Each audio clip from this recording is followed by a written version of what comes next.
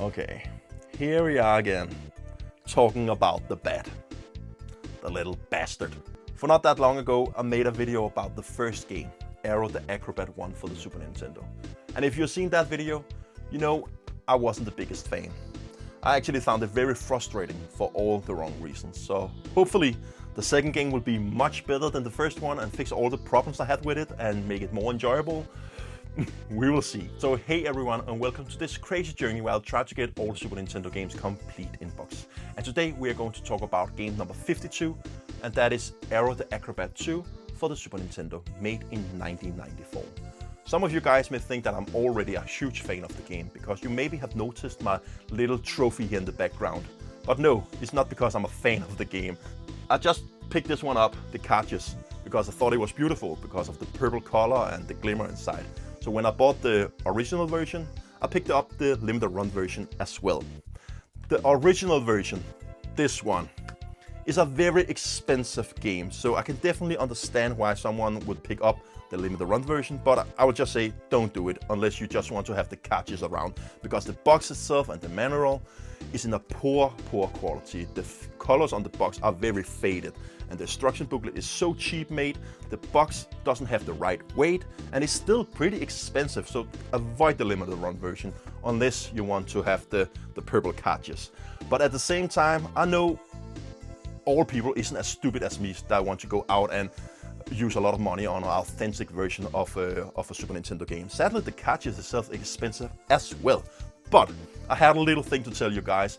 In next month, September the 1st, you could get Aero the Acro-Bat collection, where you get the first game, that's a cheap one to get complete in box, and the second game, very expensive, and the third game, the spin-off, the Zero Kamikaze Squirrel, and that is lunatic. I still don't have that game in my collection, and sadly I owned it as a child. And that goes for a lot of money, and someday I have to get it. But at least that game is a very good game, and it should be the best one. But I have actually heard some good things about the second game, Aero the Acro-Bat 2, so I'm hopeful, because all I have heard about the first game was that it wasn't good. But people that didn't like the first game actually had a good time with the second game, so I'm hopeful. And I hope so, because I've spent a lot of money on this bastard. It's made by the same people that made the first game, and they are pronounced, and I killed it the first time, they are pronounced Aguna, I think they're pronounced something like that. Back then they mostly just made sports games for the Super Nintendo, but they made platformers as well, like Aero the Acro-Bat 1 and 2, and I think they made the Zero Kamikaze Squirrel as well, I'm not sure actually. And it's published by Sunsoft, and when I'm looking here on the back, it looks very colorful, and I definitely prefer the style on Aero the Acro-Bat here on the front cover if I compare it to the first game. So this game is actually dedicated to a Brazilian Formula 1 racing driver, Ayrton Senna, and he died in 1994 in San Marino Grand Prix in a very sad way. He was racing and he made a hard crash. Far off in the warm-up, but he is really not losing much to Senna at all. I would say basically he's right with him. Well, we are right with Michael Schumacher now, and Senna! My goodness! I just saw him plunge off to the right, and Senna has joined Pedro Lamy and JJ Leto in a shattered motor car. You can see the debris on the right. What on earth happened there? I don't know. Whether it was a sudden loss of downforce for some reason, but Senna is still in the car. It means to say, of course, that Schumacher has gone into the lead, but the important thing is now, how is Ayrton Senna, with the marshals already waving the yellow flags? No passing. Yes, this looks very severe indeed, I must say. It looks like this corner that Senna was going around is absolutely flat out. It's 185 miles an hour. We really should be seeing some medical attention coming quickly here to the Williams with Senna. His head is he's very still in that car. The car has clearly gone straight on. This is a little bit like the accident that beset. He really needs help in that car. So when you complete the whole game, you will see his name in the credits.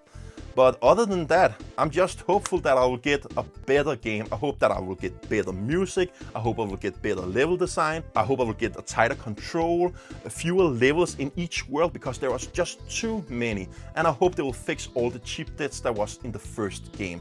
Sadly, I've heard there are a lot of cheap deaths in the second game as well, but still it should be much more forgiven with the password and extra life, and it shouldn't be as hard as the first game. And again, another good reason to pick up the Nintendo the Switch version that will get released in next month is that you can rewind. And I definitely think that's a good thing in these games because I like a good challenge, don't get me wrong, I really love a good challenge. One of my favorite games for the Super Nintendo is Super Ghouls and Ghosts, and that's a hard game.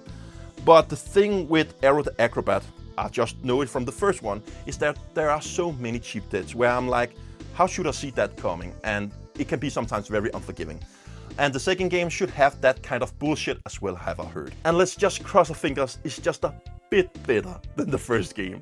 So let's turn around the camera and let's play Aero the Acro-Bat 2 for a few minutes. Alright, here we go. Aero the Acro-Bat 2, 1994. Published by Sunsoft. Here we go. Nice, nice. Looks good. Let's check out the option menu and see if there are anything we have to change.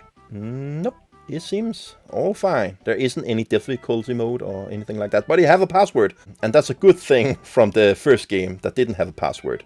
So I've actually completed the first game after I played it for you guys. And I retried the game a couple of times before I ending up completed it. And I have to stop sometimes and had to start over. That was pretty annoying. So it's a welcome thing that we get a password here in the second game. Oh, it actually continues on from the first game. So the first game ended on that we are kicking off the bad guy over the castle, or what I think it was a castle, and he is falling. So it seems like, yeah, we are continuing on from the falling. That is pretty cool. Okay, that's a motivation to keep on playing, and I would say that's a good thing to test out the first game before you test out the second game. But wait until the Nintendo Switch version comes so you can rewind for all the bullshit from the first game. And I can already hear that the music already, just here from the intro, is so much better. And here again, this music actually reminds me a lot of the spin-off game Zero the Kamikaze Squirrel, and they have some amazing soundtrack. So the first game was definitely fitting with the music because it had the circus theme. But man, it got so tiresome after a few minutes. And yeah, the music wasn't enjoyable for me. It was actually pretty painful. Already, man, the control is so much better. Let's see if we can shoot our stars without problem this time. Yeah, it felt good. Okay, they are definitely tied up the control. Oh, we can bounce. Pretty interesting location we are starting in. So I've heard one complaint about this game, but it's not all people, we found a secret, it's not all people that think it's a problem, but I've heard that this game almost has nothing to do with circus other than some of the enemies are inspired by circus. But in the first game, there are definitely locations. There are the first area, there's the circus, and the second area, you're outside of the circus. And then it gets more random with the locations, but I've heard that this game should just be nothing to do with circus at all. Can we jump at this one? Oh, okay, we found a bonus area, seems like. But I don't care. I'm not the biggest fan of a bonus stage, of a circus theme, actually. Maybe 1 or 2 levels is fine and all, but I don't want to have a whole level focused around the circus. But man, the controller on Aero is much better this time, even though I got hit there. Yeah. It definitely plays better, and the music is so much more enjoyable for me to listen to. It's very early to say, but I definitely also think that the level design is better made already. The platforms are better placed, the enemies are better placed. There isn't any time limit this time, but actually, oh, what was that? But actually, I remember there was a time limit in the first game. But when the timer ran out in the first game, you didn't die. It was just for bonus point. So I thought I was ending up dying if I ending up losing all my time. But I didn't. But they have removed that in this game as well. And that's a good thing as well. Why have a timer if it doesn't have anything? And I prefer platformer games that doesn't have a timer. I actually does. And yeah, it feels very good. Another thing that is just the first level, so maybe it will change.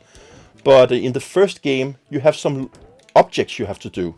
So you had to jump through some water rings, or you have to turn on the light in the circus, or you have to jump on platforms before you can clear the level. But it seems like you don't have any objects in this game. you're just going to clear the level, it seems like. And it's pretty funny to explore the level already. I've already found a lot of secrets in the walls.